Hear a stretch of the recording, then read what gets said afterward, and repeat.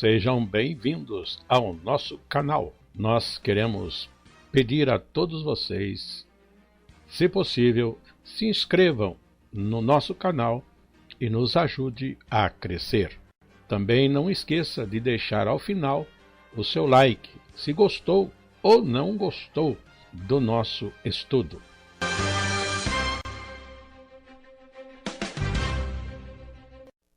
O programa a seguir é de inteira responsabilidade de seus idealizadores e apresentadores.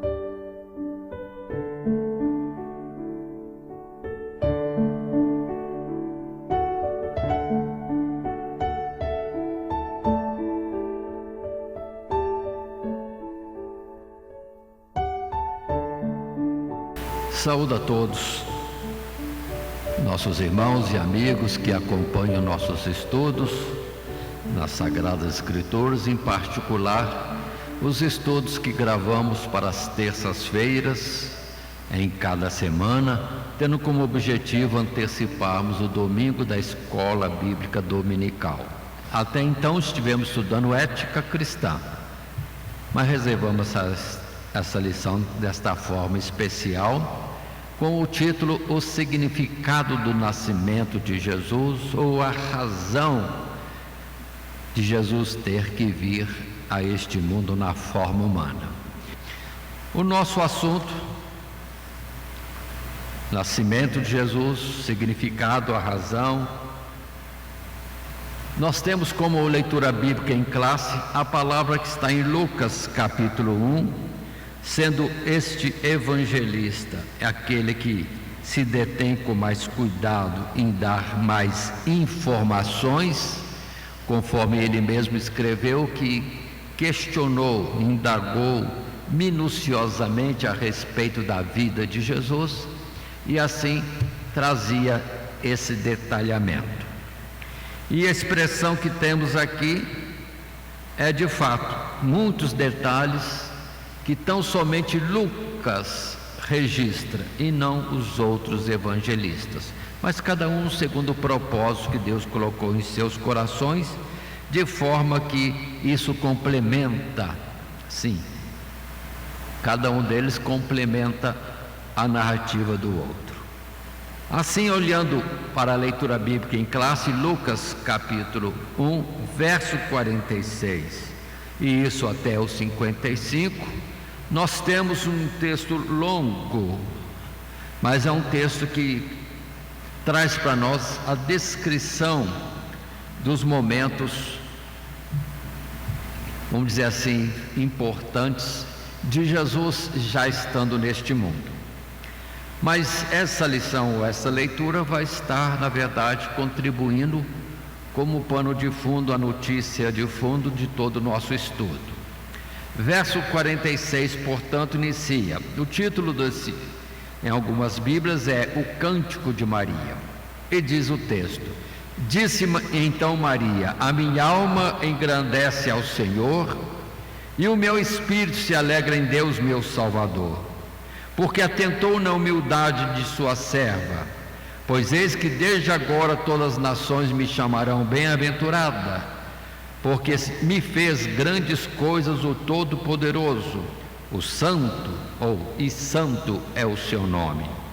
E a sua misericórdia de geração em geração sobre os que o temem. Com o seu braço agiu valorosamente, dissipou os soberbos no pensamento de seu coração, depôs dos tronos poderosos e levou os humildes. Encheu de bens os famintos e despediu vazios os ricos, e auxiliou a Israel seu servo, recordando-se da sua misericórdia, como falou a nossos pais, para com Abraão e a sua posteridade para sempre. Aqui está esta expressão de Maria, quando visitando sua prima Isabel, tomada em profecia, declarou tudo o que estava acontecendo com Maria. Sim, ela estava grávida, ainda que talvez não soubesse de um fato já real, mas já era real a sua gravidez, e em seu ventre estava aquele que o anjo Gabriel disse ser filho do Altíssimo. E assim, ela sendo informada, recebendo as palavras proféticas de Isabel, ela também é tomada em espírito e proclama essa grandiosidade de Deus vindo visitar, sim, a sua obra criada, os homens na face da terra.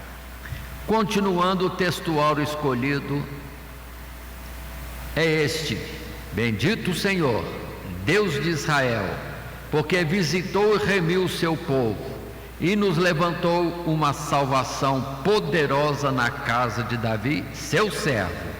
Lucas capítulo 1, versos 68 e 69. Para este estudo de hoje, e também limitado naturalmente pelo tempo que temos de uma classe ou de uma aula na escola bíblica dominical, estaremos tratando primeiramente no primeiro subtítulo a necessidade da vinda e do nascimento de Cristo, os preparativos para o nascimento de Cristo, as circunstâncias do nascimento de Cristo. Assim sendo, vamos já entrando na nossa lição e tendo em tela já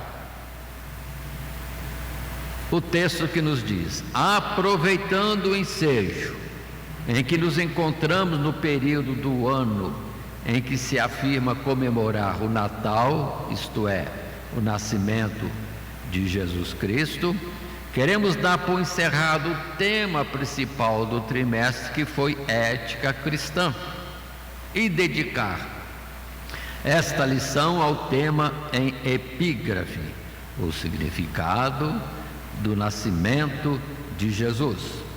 Não apenas porque é necessário lembrar os cristãos de que este é um evento importante em toda a história da salvação e que, de fato, merece ser bem compreendido. Mas assim como ocorre com a Páscoa, a sociedade dita cristã profana de tal forma o que chamam de comemoração natalina, que toda vez que chegamos a esse período do ano, devemos lembrar desse acontecimento à luz das Escrituras Sagradas, a fim de não incorrermos no mundanismo ou na falsa religiosidade. Sim, o assunto é muito importante. É Deus se fazendo como homem, Deus se tornando a semelhança da criatura, coisa absurda que Paulo chama mistério, mas por outro lado, sabedoria de Deus, poder de Deus. Muito bem, agora, o fato mais importante? Alguém poderia achar que é o mais importante, Jesus se fez homem, mas o mais importante e que Jesus manda comemorar não é o seu nascimento, só para a gente estar já atento. Ele determina que nós não esqueçamos e estejamos sempre lembrando é da sua morte, porque aí culmina a obra redentora, a missão que o Pai Celestial lhe deu para executar neste mundo. E o nascimento é uma das partes, importante, mas é uma das partes. Portanto, vamos estar avançando no nosso estudo, e já no primeiro subtítulo, a necessidade da vinda e do nascimento de Cristo, vamos estudar em novas partes. Se o primeiro subtítulo é esse, necessidade da vinda, necessidade do nascimento de Cristo, mas eu quero fazer lembrar nesse parágrafo que Jesus já existia Ele não nasceu em Belém há 2000 e poucos anos atrás. Ele já existia. Assim, o texto que temos aqui vai estar dizendo, e acompanhemos a leitura: a vinda do Filho de Deus a este mundo é um acontecimento de implicações tremendas para a realização dos desígnios divinos. E desde os primeiros tempos da criação vinha sendo prefigurada, prenunciada e profetizada. Desde os primeiros raios da revelação divina, o Espírito Santo quis comunicar ao homem que o Criador é Altíssimo, ou o Criador, o Altíssimo, não vive nem opera só, por assim dizer, mas como que compartilha a glória, a felicidade e o amor inescrutável da divindade com um Filho unigênito. A este Filho Deus propôs exaltar como herdeiro e Senhor de tudo que é seu, através de um processo pelo qual toda a criação, ao mesmo tempo em que conheceria esse propósito glorioso, também se salvaria ou se beneficiaria em consequência dele. Assim, a vinda de Cristo ao mundo vinha sendo revelada nas Escrituras como uma grande obra pela qual o Senhor seria sumamente engrandecido e o seu povo seria eternamente salvo, redimido e libertado da opressão do pecado. Portanto, vamos observar primeiro nesse parágrafo que o Senhor já existia. Nós temos como, vamos dizer assim, palavras referentes a isso em Gênesis capítulo 1, verso 26, que nós conhecemos. Não estarei folheando a Bíblia, porque é um verso conhecido, e que diz para nós de uma forma bem clara, quando diz que Deus falou: façamos, no plural, façamos o homem a nossa, observe o plural, imagem, a nossa semelhança. Com quem Deus estava então nesse propósito para planejar, programar, sim, esta situação de uma criação e fazer um homem à imagem do seu Criador? Mais do que nunca é o próprio Senhor Jesus. Nós não vemos isso diretamente no início, na descrição em Gênesis, a não ser essa indução: façamos o homem. E depois, quando temos outras palavras mais à frente que vamos estar discorrendo, quando o próprio Deus fala de ter gerado o seu Filho, e noutras palavras simbólicas de que uma pedra foi tirada da rocha, e a rocha é Deus, ou seja, de Deus, rocha, uma parte se desprendeu e é revelado ao mundo como aquele que é gerado ou vindo da parte de Deus. Nós temos em Salmo, sim, Salmo 2, palavras proféticas e determinadoras, quando Deus fala aos homens do seu propósito. Ele diz assim no verso 6 e no verso 7: eu, porém, ungi o meu rei sobre o meu santo monte Sião, recitarei o decreto. O Senhor me disse: tu és meu filho, eu hoje te gerei. E se voltarmos ao verso 1, está escrito: porque se amotinam as nações e os povos imaginam coisas vãs, os reis da terra se levantam e os príncipes juntos se mancomunam contra o Senhor e contra o seu ungido, dizendo: rompamos as suas ataduras, sacudamos de nós as suas cordas, ou seja, o homem criado, sim, estaria numa intenção de não se envolver com o Criador, ter independência do Criador e governar o mundo a seu bel prazer. E Deus está olhando e dizendo: já tem o rei constituído. E observe que hoje nós estamos isso, todo mundo quer ser alguém poderoso, chefe, sim, o magnatário supremo de alguma coisa ou em alguma área. Mas Deus falou: já tem alguém lá, e é Jesus, aquele que ele gerou, que lá em Apocalipse é apresentado no capítulo 6 como o cavaleiro, guerreiro e já coroado rei, e que é vencedor e ainda sai para vencer. Pelo que todos os propósitos dos homens de terem uma independência de Deus e lutarem para conseguir postos e posições, é uma luta sem entendimento, porque já foi falado a Nabucodonosor e demonstrado firmemente que é o Altíssimo quem constitui aqueles que terão alguma superioridade sobre outros na face da terra.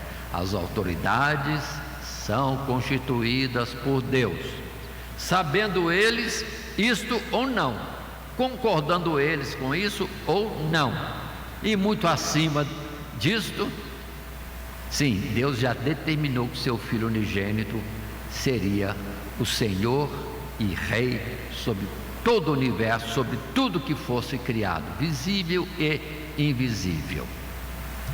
Se falamos antes de palavras de Provérbios e agora de Salmo, observe a palavra que João, sim, no Evangelho de João, numa característica totalmente diferente dos outros três evangelistas, aí João fala diferente. No princípio era o Verbo, e o Verbo estava com Deus, e o Verbo era Deus. Pronto. Falando de Verbo, a palavra que é Jesus, ou seja, é a expressão de Deus ao mundo, ou Deus se apresentando e se fazendo ver, ouvir, se perceber pela obra criada, pelo que é criado, a criatura, os seres humanos. Por isso que Jesus é chamado a palavra de Deus. No princípio é o Verbo, a palavra, a expressão de Deus, é Deus se revelando, e estava com Deus e era Deus desde o princípio. Então vamos perceber nesse verso primeiro de João, capítulo 1, que num princípio, numa eternidade bem para trás, que não sei quanto foi isso, porque Deus também não estava medindo o tempo, que não precisava medir, o tempo é medido depois para nós, que somos finitos ou limitados, mas numa eternidade em passado, sim, Deus já existia e com ele existia o seu Filho Jesus. Foi plano de Deus gerar o seu primogênito, o único gerado, porque os outros são todos adotados, foram criados e depois, vamos dizer assim, aperfeiçoados para estarem morando com Deus, a quem Deus também chama de filhos. E Jesus é chamado o primeiro como primogênito, o primeiro dentre muitos. Mas em João 17, agora podemos ler nas Escrituras, quando Jesus estava terminando a sua missão aqui na face da terra, na verdade já no dia em que seria crucificado, morto, então já nos últimos horários, sim, à noite do que nós chamaríamos de quinta para sexta, mas para o judeu já era a sexta-feira da paixão. Muito bem, no verso 5, Jesus diz assim: e agora, Jesus orando ao Pai, glorifica-me tu, ó Pai, junto de ti mesmo, com aquela glória que tinha contigo antes que o mundo existisse. Manifestei, diz o verso 6, o teu nome aos homens, que do mundo me deste. Manifestei o teu nome. Jesus veio revelar, não a si próprio, mas o Pai. Ele é a expressão de Deus. Quem ouve a mim, diz Jesus, ouve o Pai. Quem vê a mim, vê o Pai. E as obras que eu faço, não as faço eu, mas é o Pai que faz por mim. Pronto. E assim está a verdade de um Jesus, Filho de Deus, mas que vai se manifestar Filho do homem. Mas já existe há milênios, ou milhões, ou bilhões de anos, não sei, na eternidade, para trás, antes do mundo ser criado. Por isso que está escrito também, e no ensino doutrinário está colocado, que Jesus se deu para ser o nosso resgatador, o nosso fiador, antes da fundação do mundo. Então, eu mesmo aqui, na minha simples imaginação, coloco assim: existia Deus, Deus quis gerar um filho, ter alguém semelhante a Ele, para desfrutar da vida e glória que Ele tinha. E gerado esse filho, conversaram, e Deus no seu amor falou: já fiz a você, isso me agrada tanto, agora vamos fazer uma multidão de gente, conforme está escrito em Isaías capítulo 2, vamos criar para nós um povo que esteja vivendo conosco. Aí começa o processo da criação dos seres angelicais e depois dos seres terrestres, dos quais Deus está tirando, dentro de um processo de aperfeiçoamento, aqueles que são, sim, chamados para a vida eterna, filhos dele, desfrutando da sua natureza divina, e para depois morar na eternidade com ele. Essas são as palavras iniciais nesse primeiro parágrafo. Tão lindo isso, irmãos, tão bonito. Nós existimos porque Deus amou, quis repartir a sua glória, sim, dando-nos vida nesta existência e com probabilidade chamada para a eternidade. Assim, passando a um parágrafo segundo, nós vamos ter o ponto da colocação do homem pecando e sendo necessário a intervenção de Deus. Mas lembre-se que foi plano. Então a queda do homem fazia parte do plano já elaborado antes da fundação deste mundo. Jesus não veio aqui para remendar o que não deu muito certo. Não, está tudo certo. A queda de Adão, muito certo. Teria que acontecer para mostrar a fraqueza do homem e para depois ver a magnitude da misericórdia, a bondade e poder de Deus operando nas nossas vidas. Assim, o texto desse segundo parágrafo vai continuar falando a entrada do pecado no mundo e suas consequências foram providenciais para a realização desta obra. Por mais odioso que o pecado seja aos olhos de Deus, nada escapa à soberania divina, de modo que mesmo o pecado tem o seu lugar no propósito divino de engrandecer a Cristo Jesus e tornar a criação participante de uma glória que somente poderia desfrutar através da graça e da redenção.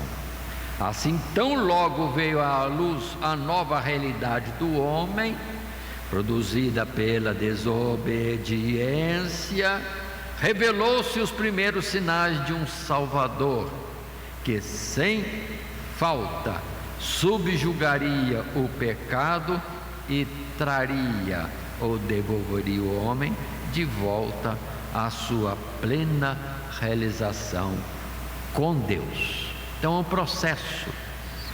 processo que Deus fez acontecer, ou seja, primeiro o homem caindo para ver a sua qualidade, o que é em si mesmo, para depois Deus mostrar que Ele tem mais coisas a fazer.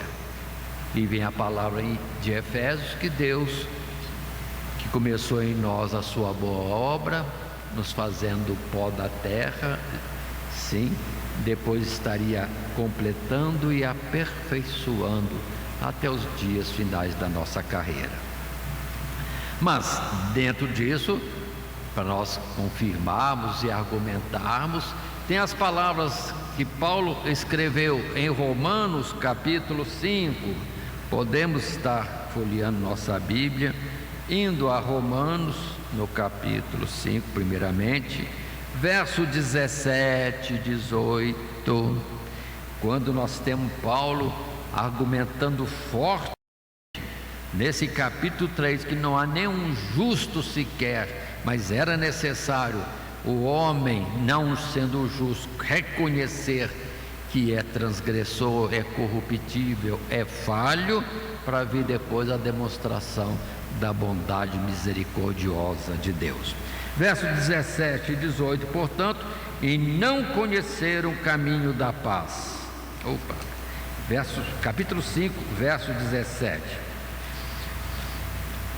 Retorno e digo, porque se pela ofensa de um só a morte reinou por esse, muito mais os que recebem a abundância da graça e do dom da justiça reinarão em vida por um só, Jesus Cristo. 18.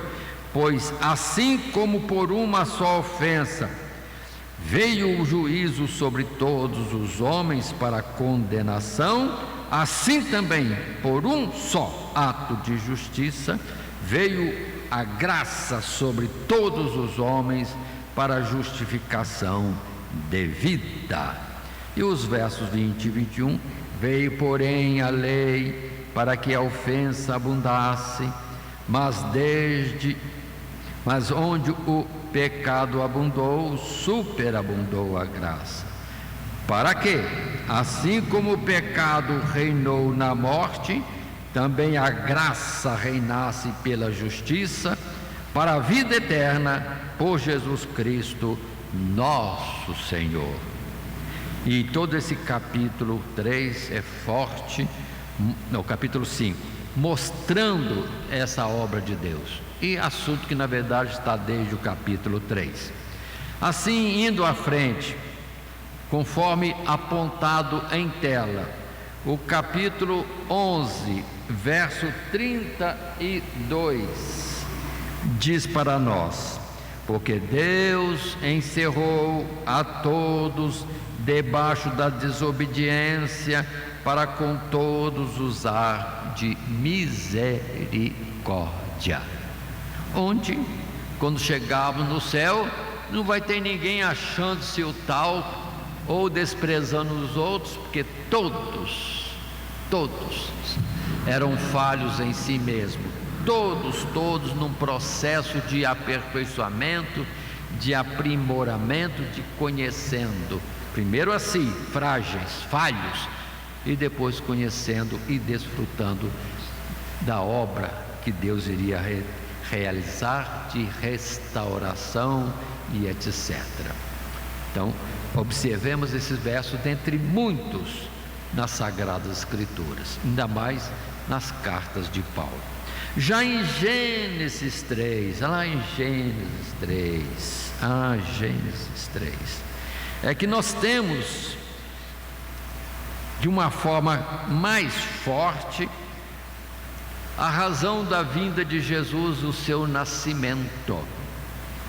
Tendo o homem transgredido, e isso por tentação da serpente, Deus fala à serpente, sim, a Satanás, que certamente a obra que ele veio de enganar a Eva ou a criatura, que depois a mesma coisa aconteceu com Adão, o que ele fez não somente era um plano de Deus, mas Deus viria fortemente agir nesse particular.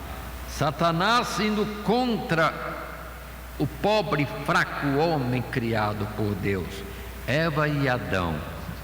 Mas Deus agora diz, verso 15: porém inimizade entre ti e a mulher, e entre a tua semente e a sua semente. Esta, a semente, da mulher, te ferirá a cabeça e tu lhe ferirás o calcanhar.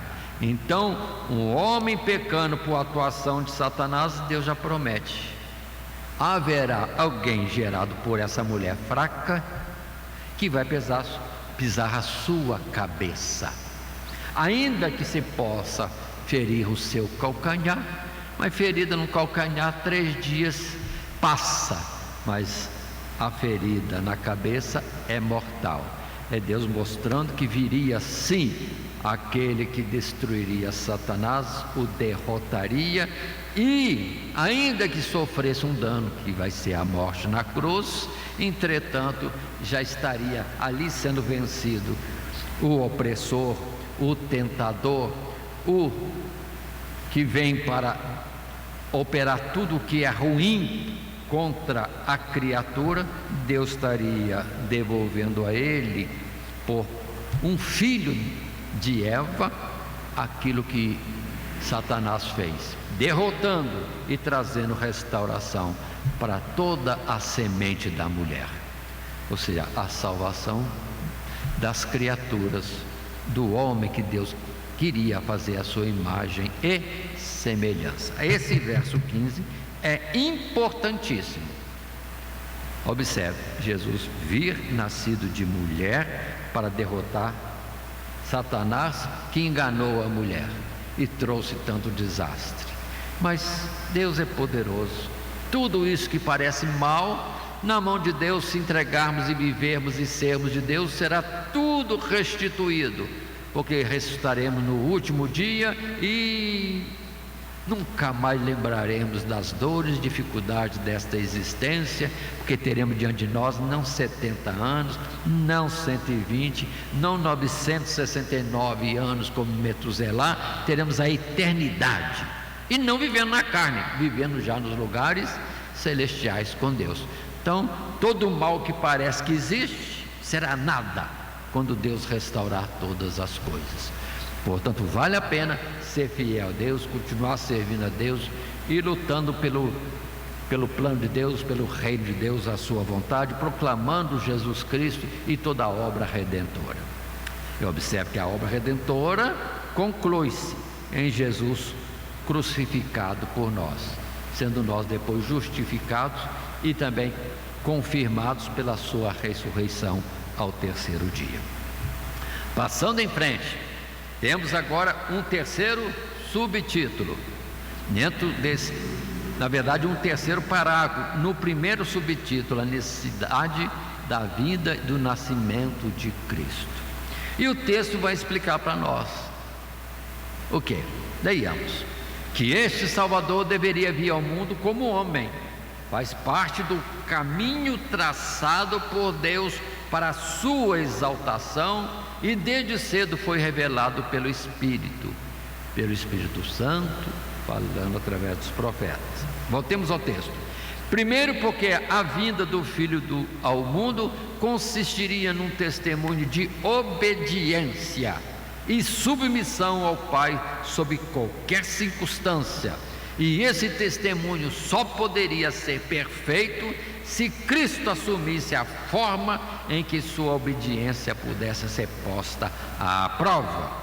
A forma humana, que, dentre todas as outras, é a que mais padece as consequências do pecado. E segundo, porque justamente para salvar e resgatar aqueles que mais perderam em consequência da queda, o Filho de Deus precisava se fazer semelhante a eles, pois somente assim poderia atender às demandas da justiça divina, pagando com a sua própria vida divina, e humana os pecados que os homens haviam acumulado diante do Altíssimo. Aí está outra excelência do mistério e sabedoria de Deus. Como justificar o homem em transgressão?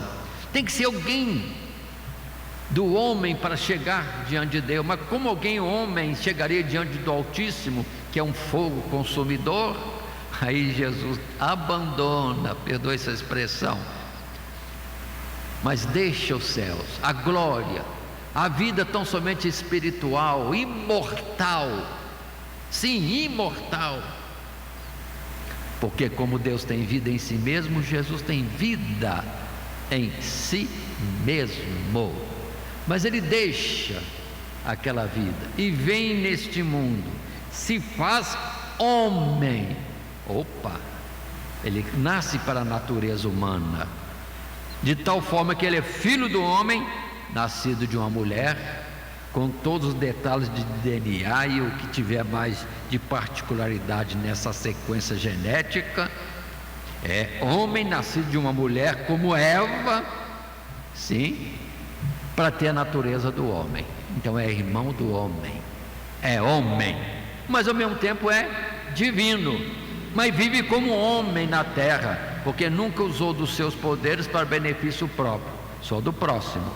Mas Ele já disse também, e falamos hoje, que tudo o que era feito era o Pai fazendo por Ele. Assim Jesus, até nos milagres, não estava procurando se apresentar poderoso, mas era o Pai poderoso agindo através dele.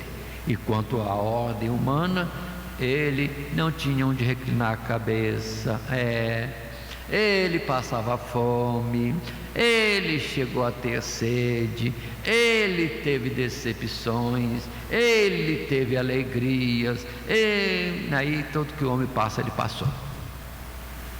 Agora, entendamos, aí está um homem que pode representar a nossa natureza, a nossa dimensão, que chega-se a Deus, não como um homem só, mas um homem que é ao mesmo tempo divino. Então Jesus é a ligação da criatura falha com o Criador perfeito, a condição de união, algo divino ligado ao divino e algo humano ligado ao humano. E chega e pede então que a sua obra seja aceita em favor do homem, que a sua intercessão seja aceita. Como advogado, nosso representante vai argumentar diante de Deus, não nos justificando. O homem é assim mesmo, é fraco. Não, eles pecaram, mas eu pago pelo pecado deles. Se a sentença e a justiça divina diz, a alma que pecar, essa morrerá, aí vem Jesus, então eu morro por eles. E Jesus se apresenta para a morte, em nosso lugar. E uma vez que Ele morreu por nós não temos mais dívida nenhuma, fomos resgatados, o fiador já pagou, e quem crê nisso está salvo. Quem não crê nisso, anula, rejeita a porta que Deus abriu para o homem chegar-se a Ele. Portanto, Jesus disse, eu sou a porta, o caminho, a verdade e a vida, e ninguém vai ao Pai não ser por mim. Quem não aceita Jesus perde o elo perfeito, Deus com Deus, homem com homem, e quer apresentar-se a si mesmo para ligar com Deus. Deus é fogo consumidor. A hora que a carne e o soberbo chegasse a Deus, já é rejeitado imediatamente, porque não tem proteção expiadora sobre ele. Mas quem está escondido em Cristo Jesus, a sombra do Onipotente descansará. Ou seja, Jesus é um escudo completo da nossa fraqueza, fazendo chegar a Deus, e nada sofremos. Podemos ter contato com Ele através da película chamada Jesus, ou graça, ou expiação, ou a fiação, que Jesus veio operar por nós como um perfeito fiador. Mas textos bíblicos existem muitos. Em Filipenses capítulo 2, versos 5 ao 11, Deus ensinando o homem, Ele, Todo-Poderoso, precisa ser acreditado, Ele precisa ser obedecido, porque não tem jeito, Ele é perfeito, pleno, completo, absoluto. E quando Ele coloca para o homem alguma coisa, faça, é o melhor para o homem. Não faça, é o melhor para o homem. Agora, quando o homem rejeita o conselho de Deus, dá tudo errado. E vem Jesus, que é como Deus, Filho unigênito de Deus, ainda que homem agora, mas totalmente submisso. Totalmente submisso até a morte, e morte vergonhosa da cruz, para mostrar que, sujeitando-se a Deus, tem-se a plenitude, porque Deus é o conselheiro em excelência, e etc. Contrariando já também um erro que Satanás cometeu, achando que por ser forte e esplêndido pudesse ser igual a Deus por si mesmo. Subirei às mais altas nuvens, ali estabelecerei o meu trono e serei igual ao Altíssimo. De si mesmo, criatura, querer ser criador, ou como criador. Erro básico. Mas Deus, antes de tudo, já tinha dito: façamos o ser vivente a nossa imagem e semelhança. E quando Satanás demonstrou essa parte da criatura se exaltar em si mesmo, já estava embutido ali a criação do homem, tirado do pó da terra. Do pó da terra é do pó, não é do diamante, não é do ouro, não é de uma pedra preciosa, não é do mais vil. Mas pela operação de Deus vai ser igual a Deus. Enquanto o que estava esplêndido, já dentro daquilo que Deus começou a fazer, se ensoberbecendo, perdeu tudo. É ensinamento para todos os seres angelicais e para todos os seres humanos.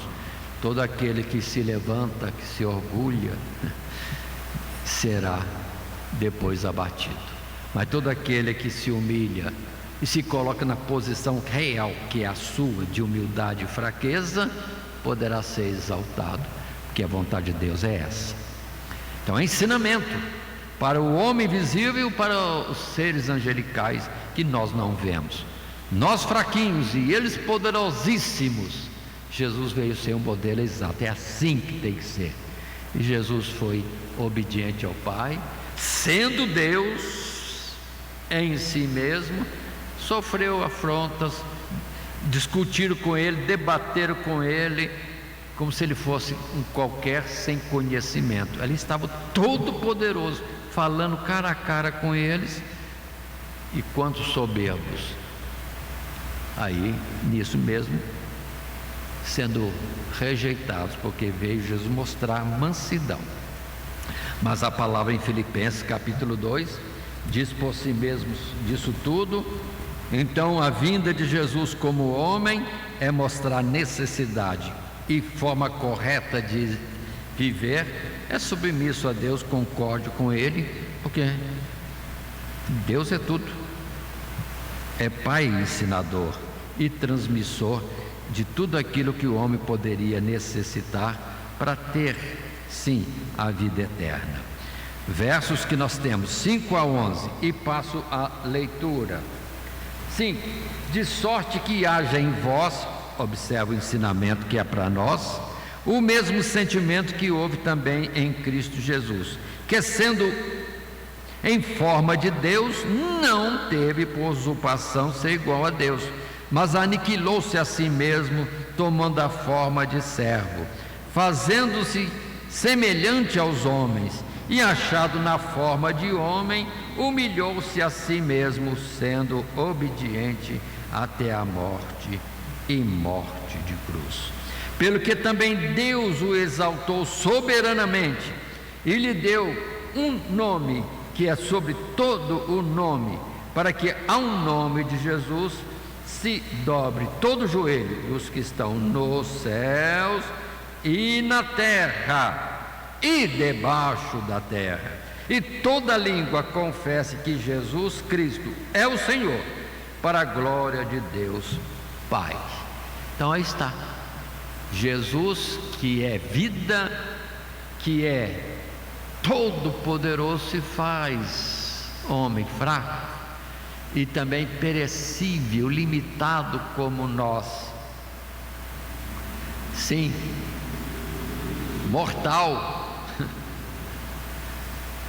para mostrar todo o universo vivente. É assim o modelo, porque antes de todas as coisas existia Deus, e foi Deus quem quis nos criar, e Ele está nos chamando para ser como Ele. Mas se alguém não concorda com Ele, não quer andar com Ele, aqui no céu não vai entrar. Desobediência é só para cá mesmo. Para lá é viver juntos, concordes, eternamente.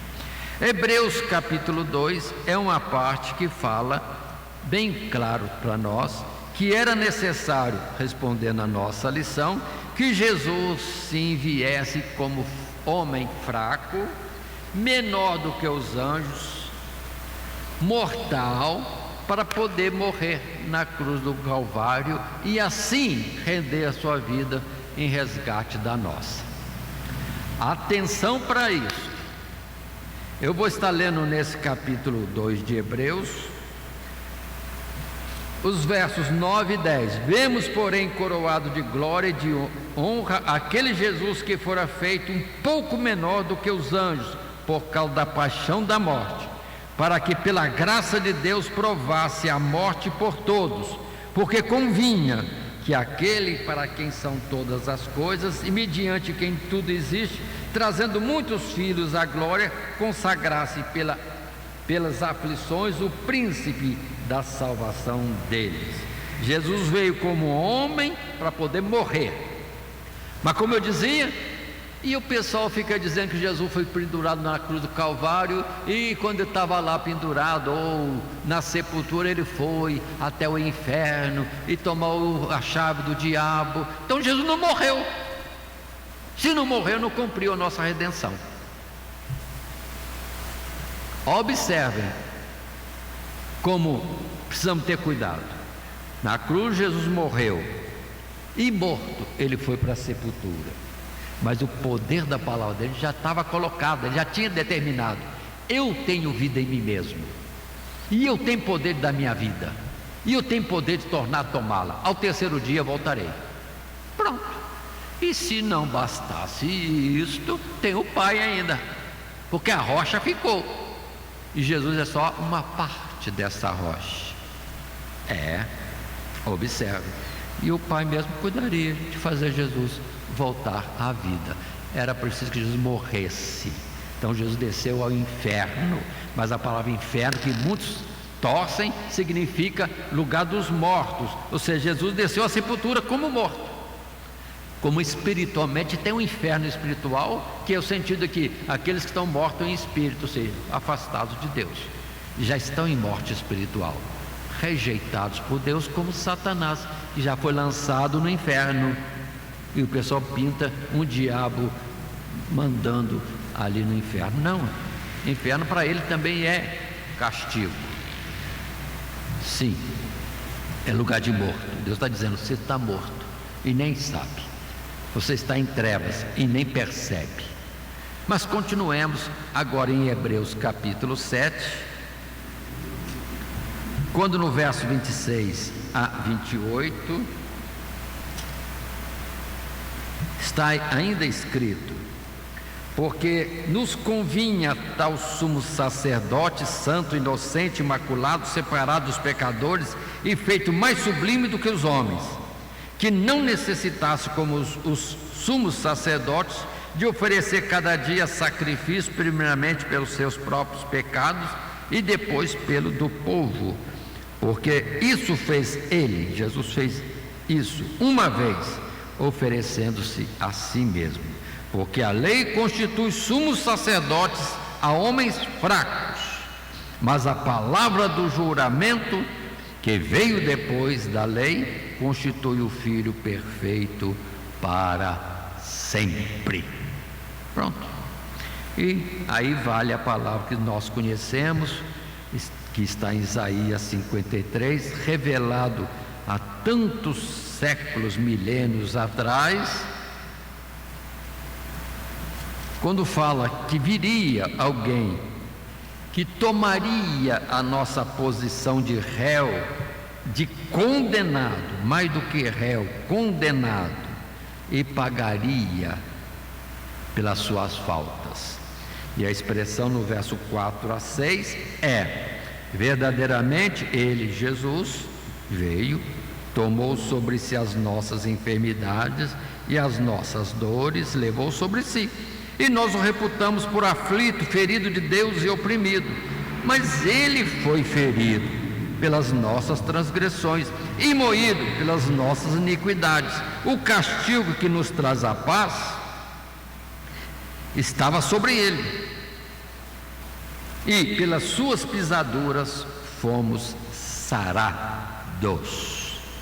E o verso 6, por fim: todos nós andávamos desgarrados como ovelhas, cada um se desviava pelo seu caminho, mas o Senhor fez cair sobre ele a iniquidade de todos nós, ou nós todos. Aí vocês vão entender: Deus fez vir sobre Jesus os nossos pecados, para que ele pagasse por nós e nós fôssemos livres. Por isso que Jesus é chamado o Cordeiro de Deus, que tira o pecado do mundo. Por isso que Abraão profetizou: Deus para si providenciará, proverá cordeiro. Ou seja, a humanidade, aí o anjo proclama lá no tempo de Abraão: porque fizeste isso, de estar pronto a dar a vida do seu filho primogênito, e que seria a sua descendência, em holocausto a Deus, não negou, foi firme para fazer isso. Aí Deus fala: porque fizeste isso, certamente serão abençoados em ti, na tua descendência, todas as nações da terra. Aí Jesus é colocado ali, figurado em Isaac. Mas é Deus quem sacrificaria o seu filho, ou daria o seu filho em sacrifício para resgate das nossas almas. Cordeiro de Deus, Jesus é Cordeiro de Deus, Cordeiro enviado por Deus para tirar os nossos pecados. E as pessoas estão atrás de santos, como é que eu vou falar, intermediários, para interceder a Deus. Se Deus já deu seu filho, onde que os homens estão com cabeça de colocar pessoas intermediárias que Deus não constituiu? Porque a palavra já disse também, está bem claro: há um só Deus e um só mediador entre Deus e os homens, Jesus Cristo, que se fez homem. Pronto. Ou por acaso esses santos em quem tanta gente tem devoção são cordeiros de Deus também? Nunca. Porque não há um justo sequer. O único justo e puro é aquele que procedeu diretamente de Deus, o unigênito dele. Portanto, é ofensa, assim sutilmente nega e rejeita Jesus e o plano de Deus. Não precisa se eu mandar Jesus aqui, a gente tem aí o José, o Joaquim, o Benedito, sei lá, quantos mais que os homens como santo, intercedores e salvadores da criação. Negam o projeto de Deus. Por isso que muitos vão chegar diante de Deus no dia do juízo achando que estão bem aprovados pelo que aprenderam das religiões, e não vai passar na porta, porque a porta é Jesus, o caminho é Jesus, a vida é Jesus, a redenção está em Jesus, e a verdade é Jesus, e ninguém vai ao Pai senão por Ele. Portanto, precisamos ter cuidado.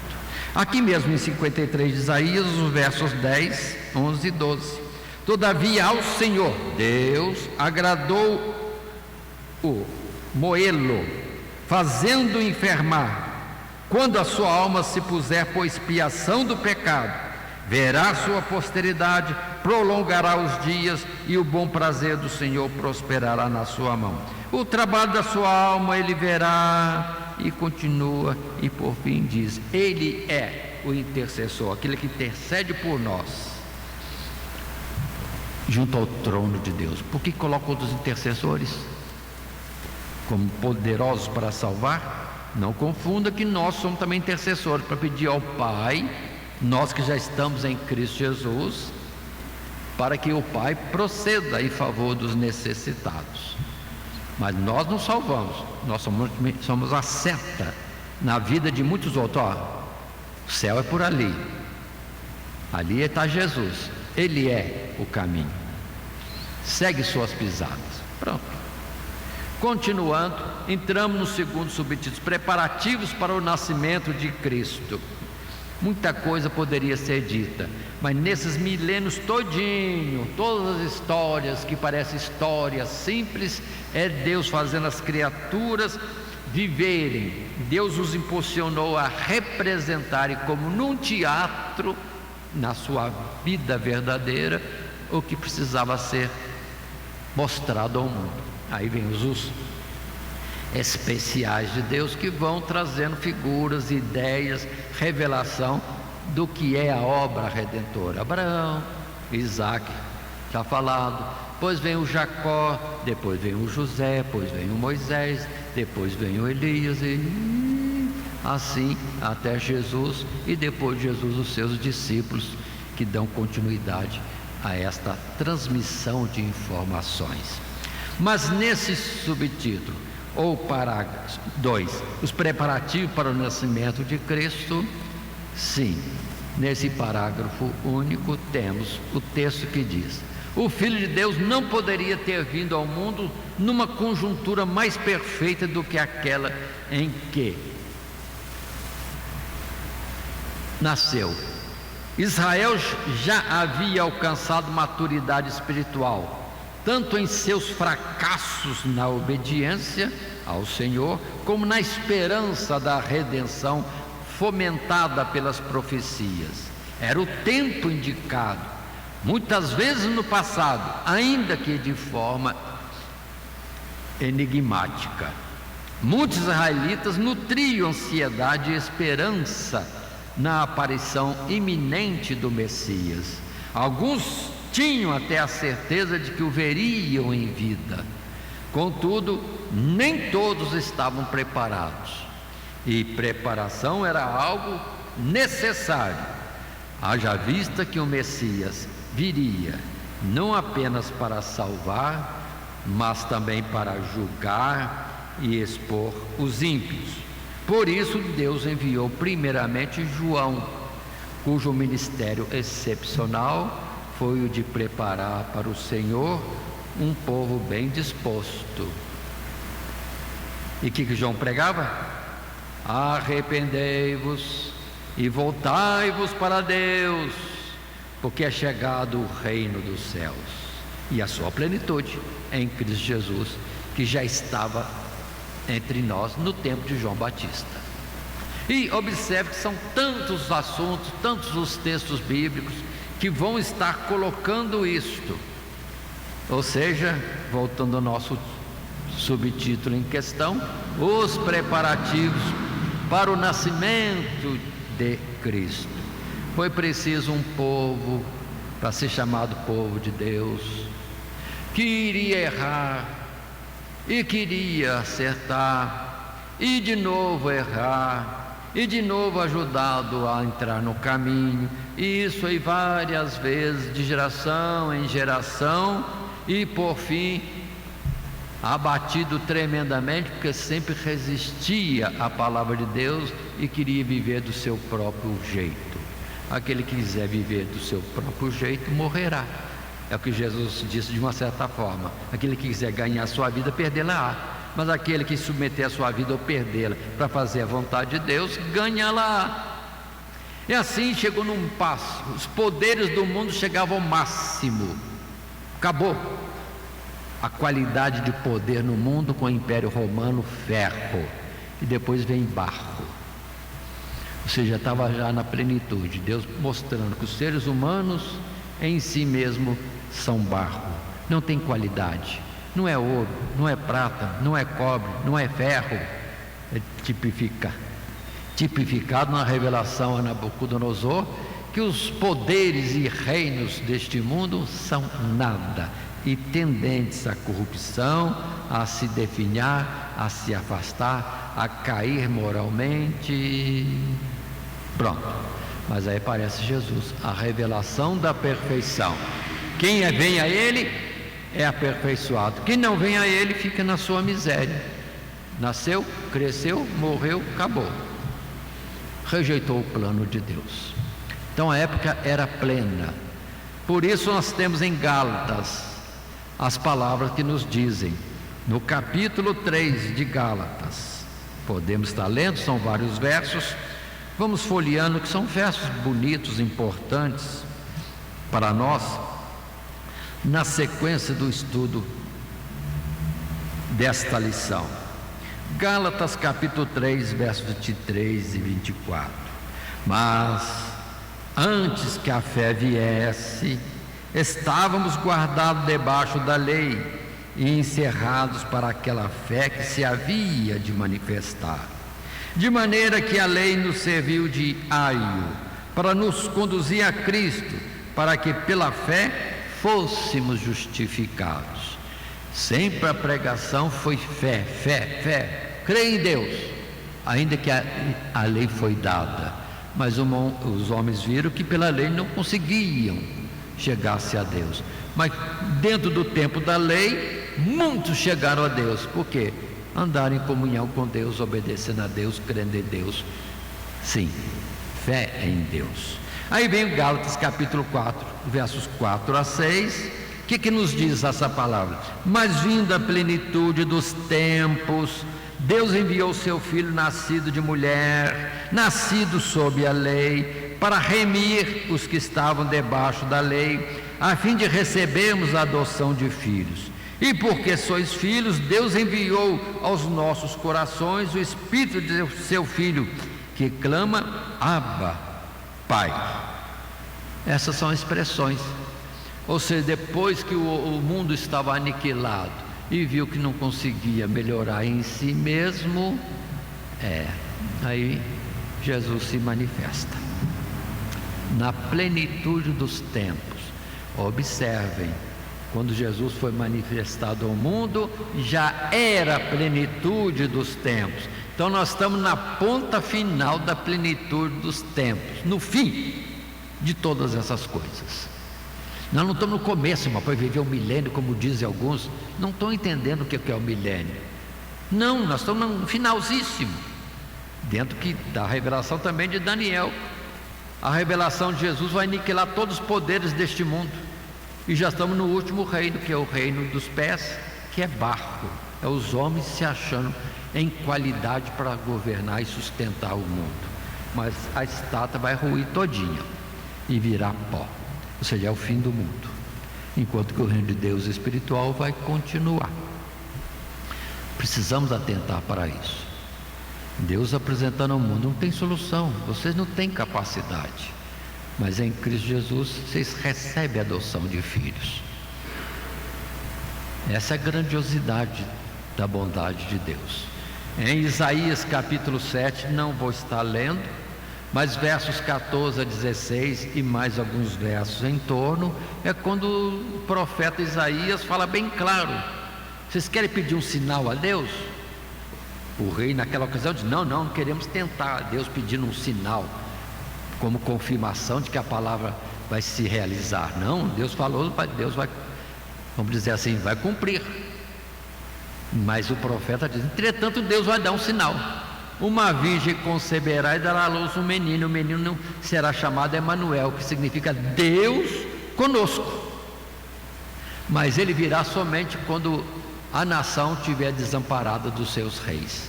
E veio o tempo de Israel não ter rei nenhum dele. Tinha Roma e tinha Herodes, ou Herodes ou Roma, dominava sobre eles. Que vergonha! E eles não tinham para si nenhum rei. Mas aí vem o rei dos reis, Jesus. E a proclamação inicial era: há um rei agora para toda criatura, que é Cristo Jesus. Mas muitos preferiram César, que é perecível, que é corruptível. Outros preferiram a religiosidade e falharam de um jeito e de outro.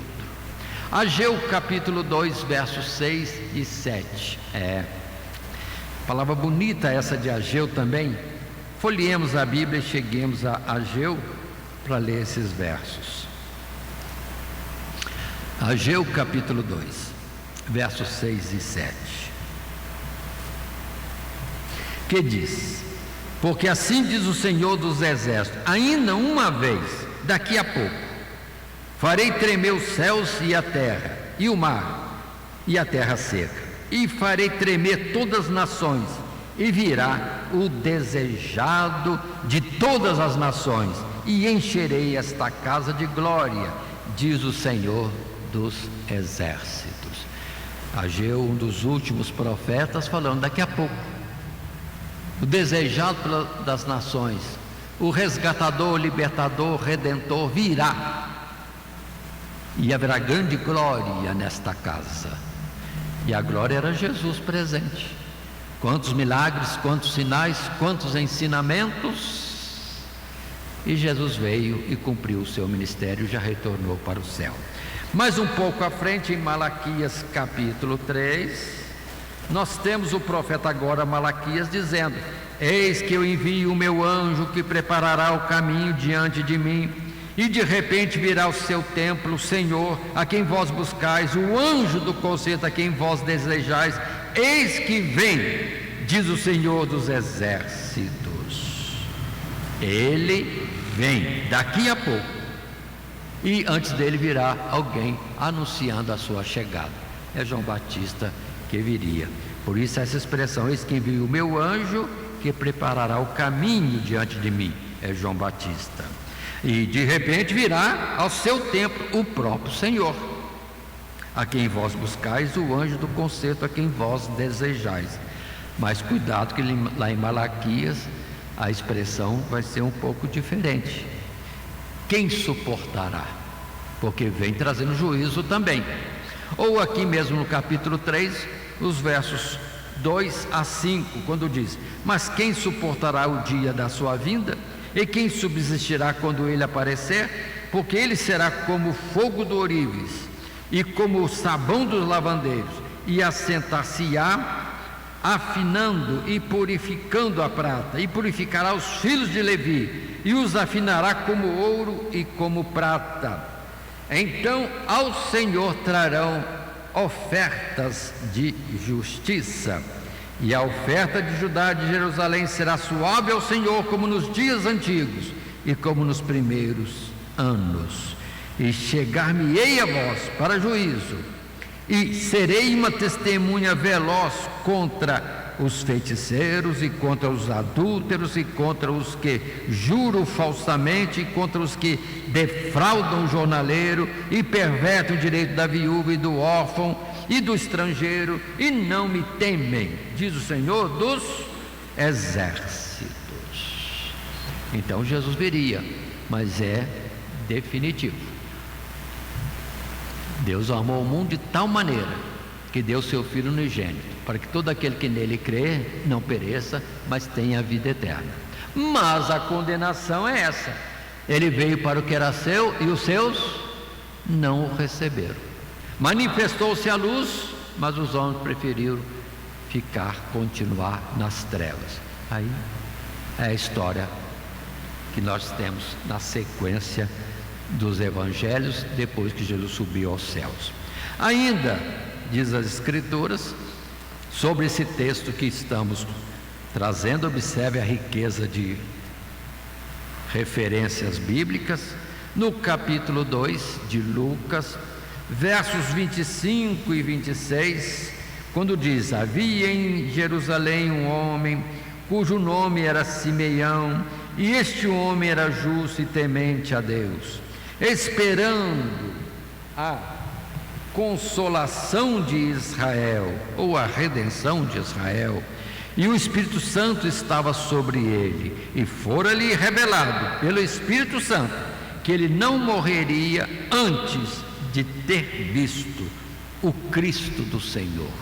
Simeão, Maria, cumprindo os dias que a lei exigia dela, foi ao templo, e indo ao templo para uma coisa que era a expiação dos seus pecados.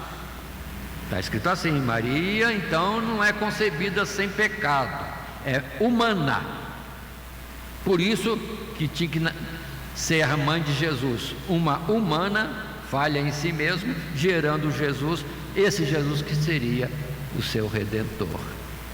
E Maria foi apresentar um sacrifício de expiação de pecado dela. Então observe que muita gente está falando afirmações contra a Bíblia. E lá, quem estava lá para receber as crianças que iam ser apresentadas? Simeão, velho já, mas firme na casa do Senhor.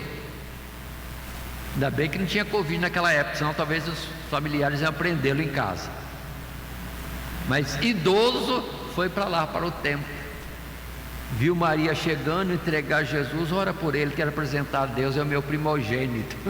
Primogênito Maria, primogênito de Deus, e um homem velho pegando assim nas mãos e vindo-lhe a revelação, e sei lá que visão espiritual, que ele velho vendo a criança de poucos dias disse: meu Deus, obrigado, meus olhos já viram a minha salvação e a glória de Israel.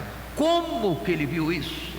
Não sei, mas em Jesus 40 dias ele viu a redenção, ele viu a salvação de Israel. Lembrando que Israel não é aquele povo lá na Palestina. Israel é todo aquele que obedece ao Senhor e se coloca nas suas fileiras, trabalhando e lutando pela sua causa. Um homem velho. E aqui mesmo em Lucas, nesse capítulo 2, lá no verso 36, 38,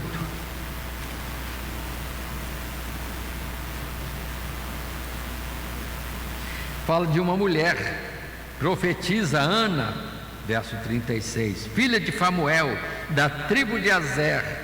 Esta era já avançada em idade e tinha vivido com o marido 7 anos, desde a sua virgindade, e era viúva de quase 84 anos, e não se afastava do templo, servindo a Deus em jejuns e orações de noite e de dia. E sobrevindo na mesma hora, ela dava graças a Deus e falava dele a todos os que esperavam a redenção em Jerusalém. Uma mulher idosa, viúva, mas no templo, jejuando, orando, clamando a Deus para o bem do povo. E recebe Jesus e vê Jesus, já entende que nem o outro velho lá, o Simeão. É a redenção de Israel, está aí. Mas como? É uma criancinha de 40 dias. Eles têm visão especial, vê as coisas de Deus. E viram, entenderam e, como Simeão, agora pode me recolher tranquilo. Já vi a minha salvação, está garantida a minha salvação. Mas continuando um pouco mais, dentro do assunto, que observe que Deus, na verdade, veio operando grandes coisas. Em Lucas capítulo 1, verso 16 e 17, quando se fala a respeito de Jesus, se diz: e converterá muitos dos filhos de Israel ao Senhor seu Deus, e irá diante dele no espírito e virtude de Elias, para converter o coração dos pais aos filhos e os rebeldes à prudência do justo, com o fim de preparar ao Senhor um povo bem disposto, para que houvesse um mínimo de fé, perdoe minha expressão assim, mas que houvesse um pouco de lembrança da promessa de vir um Redentor. João Batista vem na frente e fala com vigor, com poder, com autoridade, não fez milagre nenhum, mas falava fortemente do juízo de Deus sobre o mundo, e dizia: arrependei-vos e voltai-vos para Deus. Não viver longe de Deus, afastado de Deus, descrente de Deus ou indiferentes a Deus. Voltai-vos para Deus e batizai para perdão dos pecados. Pronto. Milhares, para todas as regiões, iam a João Batista para confirmar que sim, estavam reconhecendo suas falhas, seus pecados, e queriam se voltar para Deus. Finalmente, Mateus capítulo 3, versos 1 a 12. É um texto longo, pelo que também procurarei diminuir a leitura do texto em si. João Batista. E naqueles dias apareceu João Batista pregando no deserto da Judéia. E aqui vai falando, todos, de todos os lugares vinham a ele. E Jesus, como homem, também veio a João Batista, humilde, obediente, colocando-se como homem, e veio a João Batista para também declarar-se como aquele que queria voltar-se para Deus. João Batista, entretanto, percebe nele o Messias, não o tinha conhecido antes, mas percebe e diz: mas eu que careço ser batizado por ti, e vens tu a mim? E Jesus diz: cumpra-se toda a justiça. Você tem que fazer o que Deus mandou. Aí ele também batiza Jesus. Depois vê o céu se abrindo e o Espírito Santo descendo em Jesus. Aí ele tem certeza: é Ele, o Cordeiro de Deus, que tira o pecado do mundo. Eu não conhecia, mas aquele que me mandou batizar me disse também que aquele sobre quem o Espírito Santo descesse do céu é o que batiza com o Espírito Santo com fogo, é o Redentor de Israel, é o Cordeiro que levará sobre si o pecado da humanidade, é aquele que é ao mesmo tempo vida para todos que nele creem. Pronto. Só que quando João Batista vai declarando isso para os seus discípulos, os discípulos olham para ele assim: é ele? É ele o Messias. E vão deixando João Batista quase que sozinho e vão seguir Jesus. E vem gente e provoca João: João, aquele que você apontou está tendo mais discípulos do que você, os seus estão te deixando. E João Batista humilde diz: importa, é necessário, é justo, é certo que ele cresça e eu diminua, porque ele é o Senhor e eu sou o servo que vim cumprindo a minha parte na tarefa que era precisa ser feita. Pronto. Não se engrandeceu dizendo: fica comigo, gente, não deixa sozinho não, que vergonha, fiquei desamparado. Não, vamos sim, vamos. É Ele o Cordeiro de Deus que tira o pecado do mundo. E pronto, e começa agora a trajetória de Jesus, homem, agora conhecido e revelado diretamente. É Ele, pode seguir. Pronto. E assim a história continua. Nós estamos falando a respeito do significado do nascimento de Jesus. Estamos agora entrando no terceiro subtítulo: a circunstância do nascimento de Cristo. E vem já um primeiro texto nesse parágrafo primeiro também. E o texto diz: se a concepção de João Batista, o precursor, foi algo maravilhoso, um milagre de Deus, a de Jesus Cristo foi algo ainda mais tremendo e ao mesmo tempo misterioso. Não vamos discorrer sobre a doutrina da encarnação e da concepção virginal de Maria, mas convém a necessidade indispensável de que assim o fosse, pois do contrário Cristo seria apenas humano, como João. Ao ser a semente da mulher fecundada por virtude e vontade do Espírito de Deus, e não do homem, o menino que ela, Maria, conceberia como o seu primogênito seria ao mesmo tempo o Filho unigênito de Deus, por conta de sua eterna existência junto ao Pai, e procedência para habitar do ventre da Virgem Maria. Agora, atenção, irmãos. Jesus é homem pelo nascimento de Maria, e é Deus pela coexistência com Deus, desde uma eternidade para trás. Quando se diz que Maria é mãe de Deus, é falha, expressão incorreta. Não está escrito em lugar nenhum que Maria é mãe de Deus, é mãe de Jesus, o homem. Ela contribuiu com a natureza humana e Deus com a natureza divina. Porque quanto Maria ser mãe de Deus, então ela teria que ser uma deusa anterior. Mas não, foi Deus que gerou de si mesmo Jesus. Esse é meu filho amado, eu hoje te gerei. Pronto. E Maria? Ela deu a natureza humana. Por isso que Jesus, algumas vezes, quando o pessoal confundia que Maria era excelente, bem-aventurada és tu. O anjo disse, dentro de uma limitação, compreendendo que a parte humana é dela e a parte divina é de Deus. Mas quando fizeram isso para dizer que Maria era excelente, Jesus, mais bem-aventurada coisa é obedecer. E quando falaram, tua mãe, tuas irmãs, teus irmãos estão aí fora te chamando, Jesus olhou ao redor assim, quem é minha mãe? Quem é meu pai? Quem são meus irmãos e minhas irmãs? E apontando disse, esses que ouvem a palavra de Deus e a põem em prática, é minha mãe, é meu pai, é meu irmão, é minha irmã.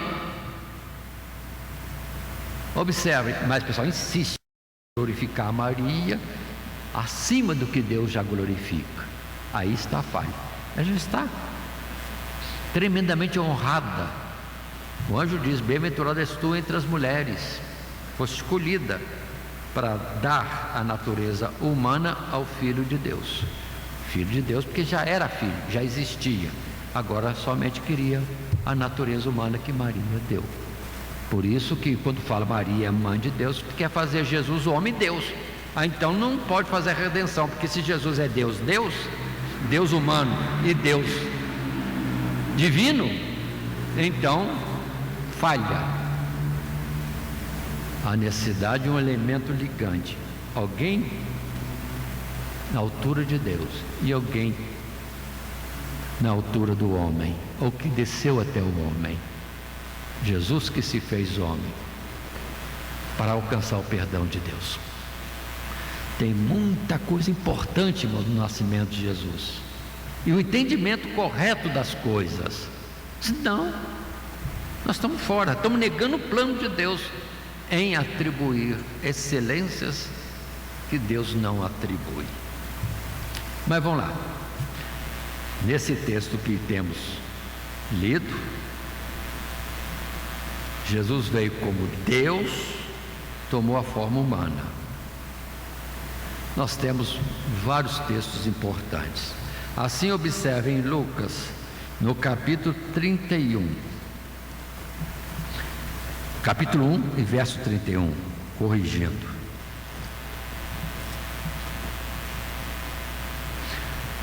Está escrito para nós, Lucas 1, 31.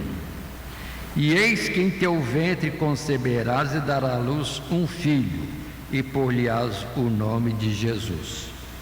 E este será grande e será chamado Filho do Altíssimo. E o Senhor Deus lhe dará o trono de Davi seu pai, e reinará eternamente na casa de Jacó, e o seu reino não terá fim. E disse Maria ao anjo, como se fará isso, visto que não conheço o varão? E respondendo o anjo, disse-lhe, descerá sobre ti o Espírito Santo, e a virtude do Altíssimo te cobrirá com a sua sombra, pelo que também o santo que de ti há de nascer será chamado Filho de Deus. Aí está a explicação que o anjo deu para ela. Claro, você vai ter um filho, Jesus. Você vai criá-lo. Ele vai ter necessidades de assistência como toda criança. Você vai amamentá-lo, você vai acalentá-lo, você vai fazer a higiene dele, você vai cobrir a ele, você vai acompanhar o seu crescimento, você terá como mãe de agir com este homem que você vai gerar. Mas ao mesmo tempo, ele é filho de Deus. Maria, com essas palavras, se deu por sossegada, faça-se em mim conforme a vontade de Deus, e descansou, e ficou como que a vida toda olhando para Jesus assim, o que tem nele de especial? Aí ela viu que tinha coisa especial, mas como homem, crescendo cada dia, em altura, na formação do seu corpo e em entendimento, ela via que tinha algo especial, que quando acontecia a coisa, ela corria para Jesus. Se ela sabia que Jesus tinha a solução. Se Jesus fez alguma coisa que ela percebeu que ele tinha poder, não sei. Mas que ela intercedeu Jesus, que era especial, ela intercedeu. Está faltando vinho. Eles não têm vinho. Jesus diz: mulher, que tem eu contigo? Perdoa essa expressão, vamos colocar com suavidade. Jesus não respondeu mal. Jesus deve ter dito algo mais suave do que essas poucas palavras que foram escritas, né? Mulher, mãe, isso não é minha tarefa. Coisa dos homens é para os homens, eu tenho que tratar a coisa do meu pai. Mas mesmo assim, ele disse: traz as talhas cheias de água. Pronto. E ele mandou entregar para o mestre da festa e pronto. Não era água, era vinho. Mas Maria foi um pouco ousada, né? Pedia a ele, e ele mesmo aqui como que retrucando, querendo não fazer, não se expor, obedeceu. Porque a Maria foi aos empregados e disse: tudo que ele mandar fazer, faz. Ela era parente dos donos da casa, ela sentiu-se na autoridade de mandar os empregados obedecer Jesus. E o milagre aconteceu. Mas outras vezes mais Jesus falou: mulher, o que eu tenho contigo? Ou seja, cuidado, limites. E depois, quando Jesus vai morrer, ele entrega essa humanidade ao dizer: mãe, eis aí teu filho. Filho, para João, eis aí tua mãe. E a partir daquela hora, Maria entendeu que Jesus colocou ela aos cuidados de João. E João entendeu que ele tinha que tratar Maria como uma mãe, cuidar dela como Jesus, filho mais velho, deveria cuidar, mas não estaria mais aqui. Assim continua a palavra, irmãos, falando em Lucas 1, em João capítulo 1, no livro seguinte, nós temos a palavra do verso 14, que João evangelista fala tão claro ao dizer: e o verbo que ele disse no princípio, que era Deus, que estava com Deus, aqui ele diz: e o verbo se fez carne, o que já existia teve uma transformação, se fez carne e habitou entre nós, e nós vimos a sua glória como a glória do unigênito do Pai, cheio de graça e de verdade. E lá em Timóteo capítulo 3, nós temos Paulo, que compreendia bastante dessas coisas, mas ao falar desse particular da humanidade de Jesus, ele disse em poucas palavras, ao dizer: e sem dúvida, só a parte A, sem dúvida alguma, grande é o mistério da piedade, ou do amor de Deus. Aquele que se manifestou em carne, foi justificado em espírito, visto dos anjos, mas vamos continuar, pregado aos gentios, crido no mundo e recebido acima na glória.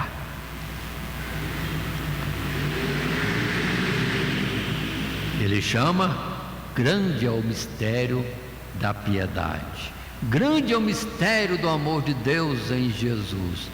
Deus amou o mundo de tal maneira que deu seu Filho unigênito. Grande esse mistério. Esta revelação agora para nós.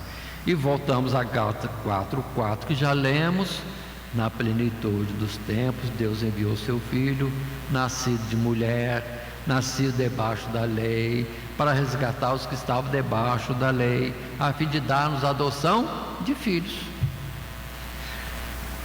Aí está, um homem gerado da parte de Deus, que agora vem e pega os homens, gerado de homens, e leva-os a Deus para serem transformados em filhos de Deus. Esta é a obra em que Maria tem a sua grande parcela de participação, e quanto é importante isso. Continuando num segundo parágrafo, ainda nesta história da revelação das coisas de Deus, o texto diz para nós: a fim de cumprir a profecia e servir de sinal maravilhoso para os filhos de Israel, o Filho de Deus não apenas nasceu de uma virgem, desposada com um legítimo descendente de Davi, mas à semelhança daquele cujo trono ocuparia por toda a eternidade. Nasceu na mesma cidade do filho de Jessé, Davi.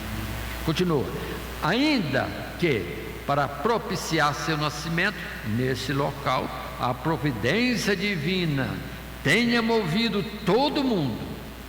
A época exata do ano é difícil determinar, embora pelo contexto fornecido no anúncio aos pastores que guardavam suas ovelhas nas campinas, possamos dizer que não teria sido durante uma estação rigorosa e árida como o inverno, o que nos permitiria questionar tanto a imagem como a data tradicionalmente atribuídas a este acontecimento. É que a divulgação, irmãos, também do Natal, dessa comemoração que não está na lei, não está no Pentateuco, não está no Pentateuco, foi promovida pelos Estados Unidos, pela televisão, pela divulgação de comunicação maciça que se avançou. E lá é inverno nessa época. Aí todo mundo pensa no Papai Noel, Natal, Papai Noel, neve, Papai Noel, Natal, neve e tempo, etc. E o comércio entra aí também.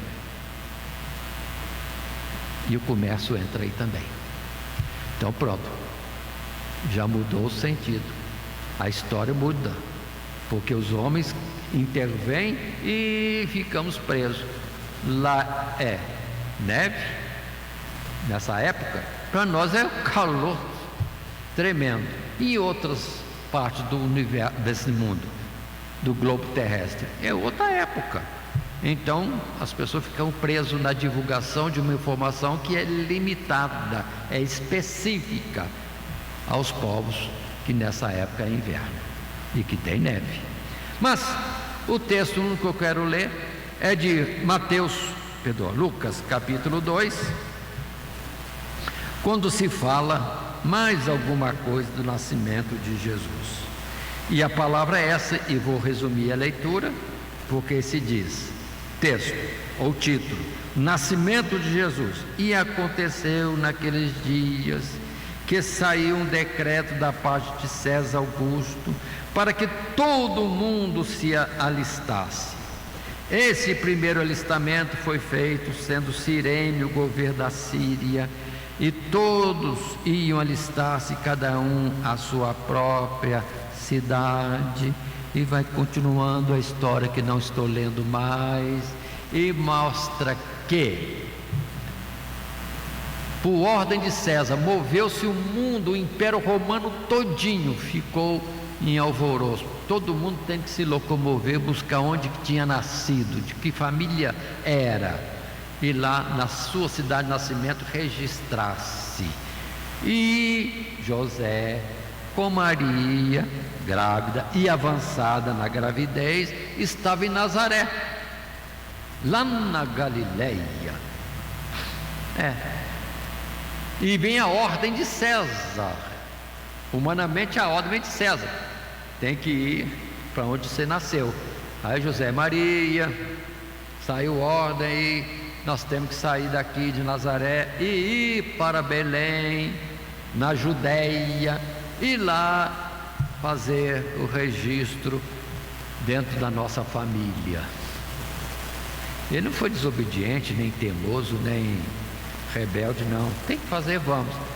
E Maria adiantada, e vem naquelas comodidades do passado, de 2000 anos atrás, ela grávida acompanhando o José para ir para Belém. Chega lá em Belém, onde nós vamos dormir? Não tem, está todo ocupado, não tem lugar nenhum. Acharam, entretanto, uma estrebaria, lugar de animais serem recolhidos. Um hotel que não era 5 estrelas, nem 4, nem 3, nem 2, nem 1. E ali Jesus nasce. A forma mais humilde, mais precária, própria dos animais. Jesus nasce. Maria dá a luz. É o momento do parto. Quem está assistindo? Ninguém. Mas João Batista não está avisando? Não, João Batista tem só 6 meses mais cedo. Mas não está escrito nos profetas? Está. Mas quem esperava? Ninguém. Mas os anjos revelam. Parece anjos no céu proclamando aos pastores nos campos, né? Hoje é grande dia, né? Vos nasceu o Salvador, que é o Messias, e está em Belém, e conhecereis, porque ele está deitado numa manjedoura, ou seja, num coxinho, envolvido com paninhos. Pronto. E logo depois parece um coral celestial cantando: glória a Deus nas alturas, paz na terra, boa vontade de Deus para com os homens. E os pastores ficam admirados com a visão celestial, com a informação: Messias nasceu, Messias nasceu. Onde? Belém. Aí pronto, começa a fluir para Belém. Pastores na madrugada procurando uma estrebaria onde o menino estaria deitado numa manjedoura. E chegam, acham e se prostram adorando, alegres, e voltam contando a história para todos os demais israelitas. Observe bem, meus. Mas volta na proclamação dos anjos: glória a Deus nas alturas, paz na terra, boa vontade de Deus para com os homens. E já mudaram até isso. Glória a Deus nas alturas, paz na terra aos homens de boa vontade. Já mudou.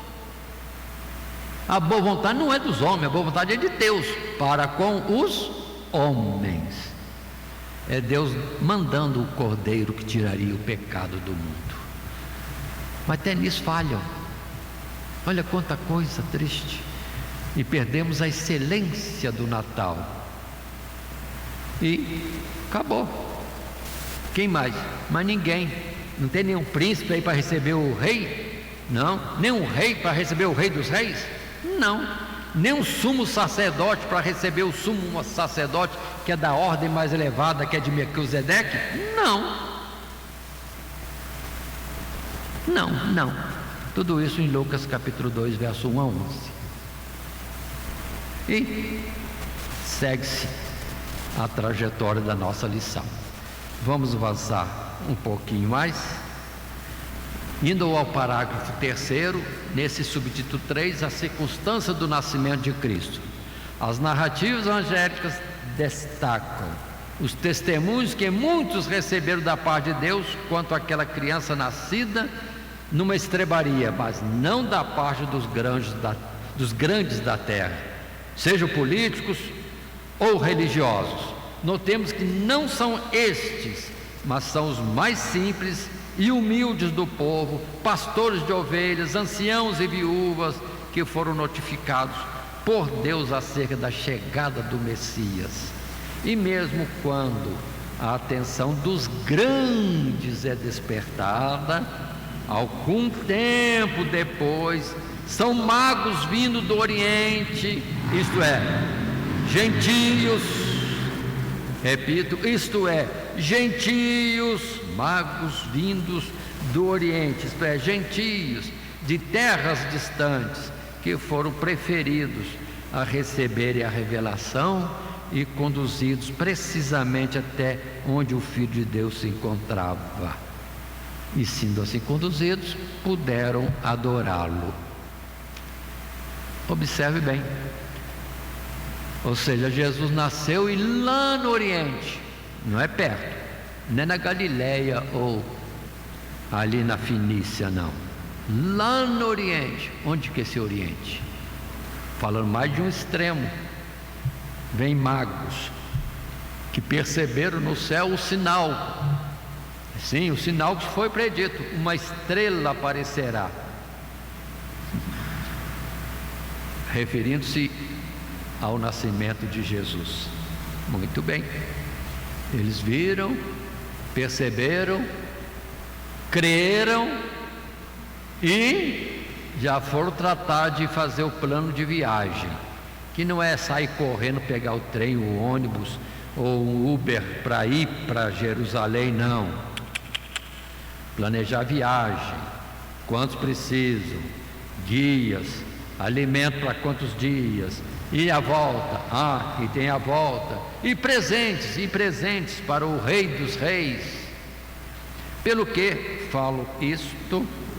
Porque em Mateus capítulo 2, verso 1 a 12, Mateus agora, precisamos voltar para saber com precisão esses fatos. E a palavra do verso 1 até o verso 12 é que eles saíram do Oriente para vir a Jerusalém, que sabiam que é em Israel que ia nascer o Rei dos Reis. Vieram à capital Jerusalém, e a capital ficou alvoroçada. Tem uns magos do Oriente aí, vindo aí. Sim, conduz eles a Herodes. Levaram a Herodes, que reinava na Judéia nessa época. O primeiro Herodes, vai ter um outro depois. E Herodes recebe a eles, curioso: o que se vieram fazer aqui lá do Oriente? O que se vieram fazer? Nós viemos adorar o que é nascido o Rei de Israel, o Senhor, o Rei dos Reis. Aí quem é esse? Onde é que ele está? Começam as divagações, até que alguém lembrou da Bíblia, né? E lá em Miqueias capítulo 5, verso 2 está escrito: Belém de Judá, está escrito, nascerá em Belém de Judá o Messias, o desejado das nações, o Redentor, aquele que é enviado por Deus. Aí Herodes: é Belém, nasceu em Belém. Mas cá para nós, quando é que você viu a visão? Tal dia? Tá, mais ou menos que época? Que mês? Que ano? Tá bom. Então vocês vão para Belém, adorem a ele, e depois voltem, me dão o endereço para eu ir adorar. Olha, irmãos, que coisa. Os magos foram, ninguém acompanhou os magos, irmão, que também não são 3, né? Magos, 1, 2, 3, 4, 5, 6, 1, 2 só, não importa. Falam que é 3, mas lugar nenhum está dito que é 3. Deduziram porque os presentes foram 3.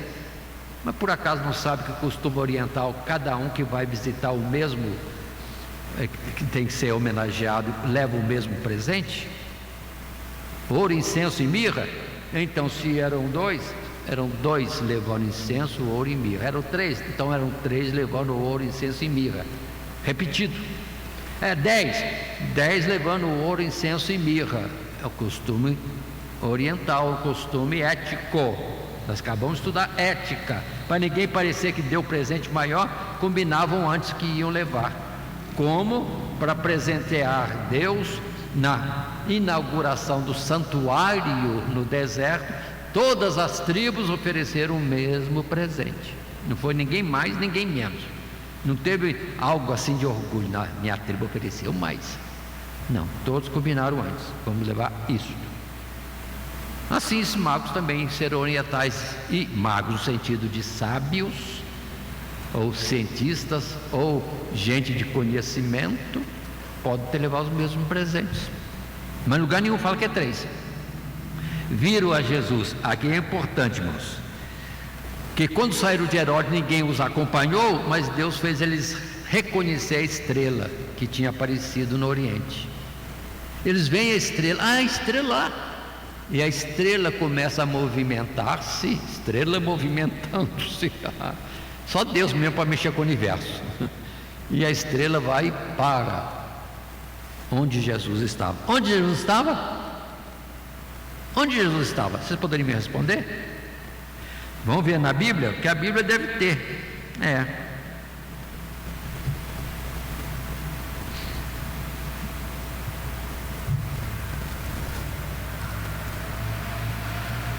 Verso 9: E tendo eles ouvido o rei, partiram, eis que a estrela que tinham visto no Oriente ia adiante deles, até que chegando se deteve sobre o lugar onde estava o menino.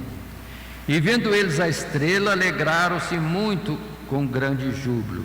E entrando na casa, acharam o menino com Maria sua mãe. E o adoraram. Abriram os seus tesouros, dando os seus presentes. Mas vem a ordem de Deus: voltem sem passar por Herodes, retornem por outro caminho. E partiram sem falar com Herodes. Jesus já não estava mais na estrebaria. O tempo já tinha passado. E Maria grávida e no processo natural das mulheres de resguardo, por 40 dias não se movimentou, indo para viajar. Não, tinha cuidado, zelo. Pelo menos antigamente sabia-se disso. Sem esforços e sem outras atividades, 40 dias. Pronto. Jesus não estava mais. Tanto que Herodes depois manda matar todas as crianças de Belém de 2 anos para baixo, conforme indagara com precisão. Então, já tinha passado bastante, talvez quase 1 ano. E Herodes mandou dobrar, mata de 2 anos para baixo, para não errar. Então, a história de um presépio é bonitinha ali, mas falta conhecimento e precisão. E começa a vir poucas coisas que não é bem a exatidão, e mais coisas que não são a exatidão, e depois, o que nós estamos comemorando no Natal? Portanto, vamos estar atentos à nossa lição, e aqui capítulo 2 de Mateus fala sobre os magos e o tempo, pelo que depois sim, aí José é orientado a ir embora para o Egito, fugir porque Herodes queria o mal da criança, mas não conseguiu. Assim, irmãos, concluímos a nossa lição, que nesse caso é especial, referente ao Natal, o significado do nascimento de Jesus. E o texto diante de nós diz: o Natal de Cristo é um evento maravilhoso e inesquecível para qualquer crente que ama o Salvador, porque aponta para a razão pela qual Cristo veio ao mundo, morrer pelos nossos pecados. Se tivermos de comemorar, que em verdadeira gratidão e votos de maior fidelidade a Deus por nos ter dado seu Filho unigênito, não profanemos este acontecimento e sua memória com comida, bebida, presentes, que são coisas lícitas, desde que não haja o impulso do consumismo, da glutonaria e outros apetites carnais. Definitivamente não são o Natal de Cristo. E para comemorar, e comemorar mesmo, mas com muita festa, muita comemoração, com muitos fogos de artifícios, perdoe dizer, é a morte de Jesus e sua ressurreição, o que muitas vezes não se leva a sério, porque Jesus mesmo disse: fazei isto em memória de mim, porque todas as vezes que comerdes deste pão e beberdes desse cálice, anunciarás a minha morte até que venha. Portanto, mas assim terminamos nossa lição, que seguiu o esboço já apresentado e cujo textuário é: bendito Senhor Deus de Israel, porque visitou, remiu o seu povo e nos levantou uma salvação poderosa na casa de seu servo. Lucas capítulo 1, versos 68 e 69. Mas reputo por importante quanto ao nascimento de Jesus a palavra dita pelos anjos: vos nasceu aquele que é Senhor e Salvador em Belém. Glória a Deus nas alturas, paz na terra, boa vontade de Deus para com os homens. Que Deus nos abençoe em Cristo Jesus. Amém. Assim encerramos. Primeiramente, quero agradecer a todos que sintonizam o nosso canal. Canal voltado principalmente à transmissão, à divulgação da Palavra de Deus. E ao encerrar o estudo desta noite, eu quero pedir a todos vocês, os que ainda não são inscritos em nosso canal, se inscrevam. Se inscrevam. Logo aí embaixo está aí a palavra inscreva-se. Clica nela. Somente isso. Se o estudo desta noite foi do teu agrado, você gostou, você concordou, clica aí no gostei. Gostei. Se você não gostou, é um direito seu. É um direito seu não gostar. Mas você pode manifestar isto. Para nós será importante isso, saber que alguém não gostou. Clique no não gostei. Fácil. Não vai identificar você, nada, simplesmente você vai expressar a sua opinião. Gostei, dedão para cima. Não gostei, dedão para baixo. E também pode, se você acha interessante compartilhar com seus amigos, compartilhe o nosso trabalho. Compartilhe. Aí embaixo, compartilhe. Você pode compartilhar no YouTube, pode compartilhar no Instagram, pode compartilhar no Facebook, pode compartilhar no Messenger, no WhatsApp. Vai simplesmente nos ajudar a crescer. Porque o nosso objetivo não é financeiro. Não é financeiro. Pode ver que os nossos trabalhos são todos sem fins lucrativos. Coopere conosco. Nos ajude. Temos também os nossos blogs, a nossa emissora na web, Rádio Net Grata Nova. Tudo isso você encontra aí embaixo na descrição do nosso vídeo, do nosso estudo. Dá uma olhada, todos os endereços estão aí, junto à descrição dos nossos estudos. E eu agradeço, primeiramente a Deus, por tudo que Deus tem feito nesses anos que nós estamos trabalhando na internet. E a você, que toda semana entra no nosso canal. Deus te abençoe. Todo dia, toda hora, muito mais prazer em ouvir.